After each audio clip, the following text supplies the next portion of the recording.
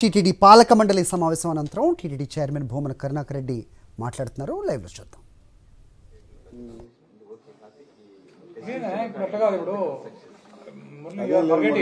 ఇప్పుడు ఇవన్నీ ఇప్పుడు పాంచజన్యము, కౌస్తుభం, శ్రీనివాసం ఆనాటి టయానికి అవన్నీ కూడా చాలా పెద్ద ప్రాజెక్ట్స్ కదా. ఇది కూడా అంతే టీటీడీ పెద్ద ప్రాజెక్ట్. అవునండి.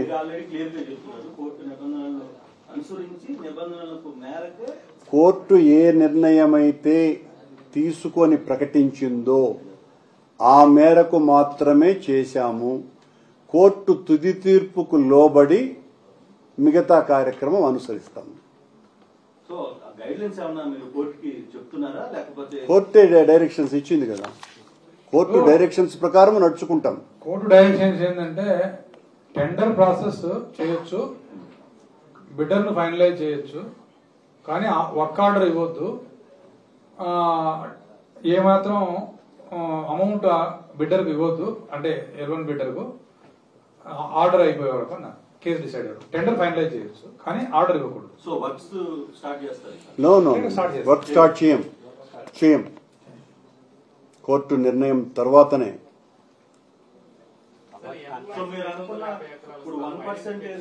ఏమండి? అది ఏర్పేడు దగ్గర పగిలిన పగిలి అన్నటువంటి విలేజ్ దగ్గర పగిలి 300 ఎకరాలు లెటర్ వచ్చేసింది కలెక్టర్ నుంచి. పాగాలి కరెక్ట్ లేదు పాగాలి నువ్వు కరెక్ట్ లేదు.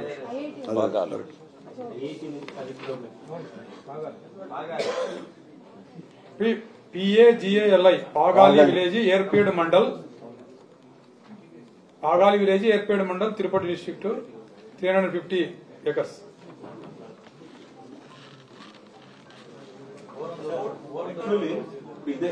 కంటిన్యూషన్ అడుగుతున్నారు. ఇప్పుడు మీరు కోర్టుకి నిబంధనలు చెప్తున్నారు. మీరు యాక్చువల్ గా మీరు అనుకునేది టీటీడీకి సంబంధించిన 1% నిధులు తిరుపతికి కాదండి. 1% నిధులు కావాలి. ఇది పారిశుద్ధ్యానికి సంబంధించినటువంటి విషయాలకు సంబంధించినటువంటి డబ్బులు.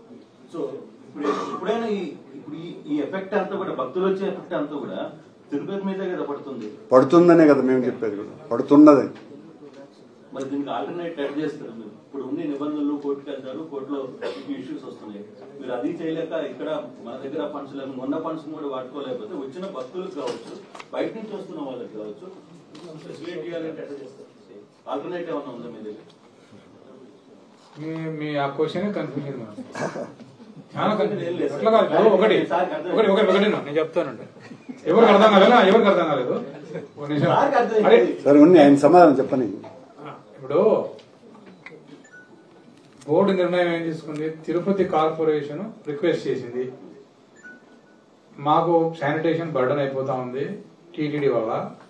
టీటీడీ దేవాలయాలు టీటీడీ కూడా గుర్తించింది. టీటీడీ ఫస్ట్ అడిగింది, మా ఆలయాల పరిసర ప్రాంతాలలో, తర్వాత మా ఎస్టాబ్లిష్మెంట్స్ ఉన్న పరిసర ప్రాంతాలలో శానిటేషన్ బాగలేదు, మీరు శానిటేషన్ కొంచెం అభివృద్ధి చేయండి అని చెప్పి అడిగాం. అడిగితే మా దగ్గర అంత వ్యవస్థ లేదు, అంత డబ్బు లేదు, వీలైతే మీరే ఆ ఏరియాలో మీరే చేసుకొని బాగా మంచిగా పెట్టుకోండి అని చెప్పి మాకు వాళ్ళు ప్రపోజల్ ఇచ్చారు. ఆ ప్రపోజల్ను బోర్డులో పెడితే బోర్డు అప్రూవ్ చేసింది. బోర్డు అప్రూవ్ చేసిన తర్వాత టెండర్స్కి వెళ్ళాము.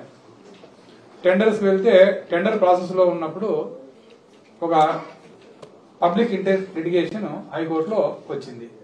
ఆ పబ్లిక్ ఇంట్రెస్ట్ లిటిగేషన్లో ఇలా తిరుమల తిరుపతి దేవస్థానం యొక్క ఫైనాన్స్ ను ఇది భక్తులు ఇచ్చింది, ఇలా శానిటేషన్ కు అలా పెట్టకూడదు, ఇది అలౌడ్ కాదు యాజ్ పర్ యాక్ట్ అని చెప్పి బిల్ వేశారు.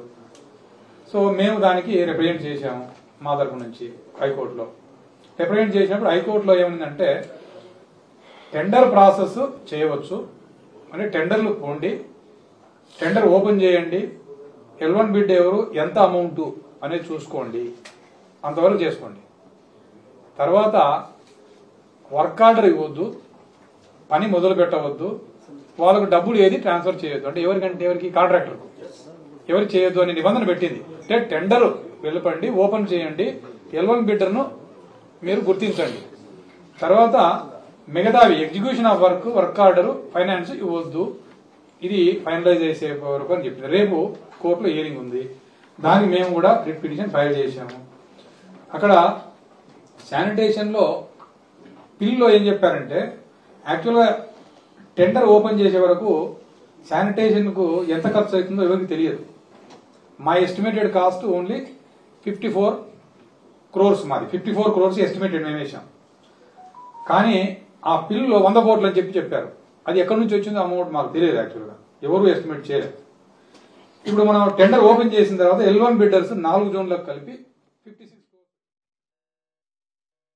పాలక మండలి తీసుకున్నటువంటి నిర్ణయాలలో ముఖ్యమైనటువంటివిగా ఆలయంలో పనిచేస్తున్నటువంటి పోర్టు కార్మికుల కష్టాన్ని గుర్తించినటువంటి మా పాలక మండలి శాశ్వత ఉద్యోగస్తులు కానటువంటి పోర్టు కార్మికులకందరికీ కూడా ఒక్కొక్కరికి 10,000 రూపాయల చొప్పున వేతనం పెంచాలి అని నిర్ణయం తీసుకోవటం జరిగింది.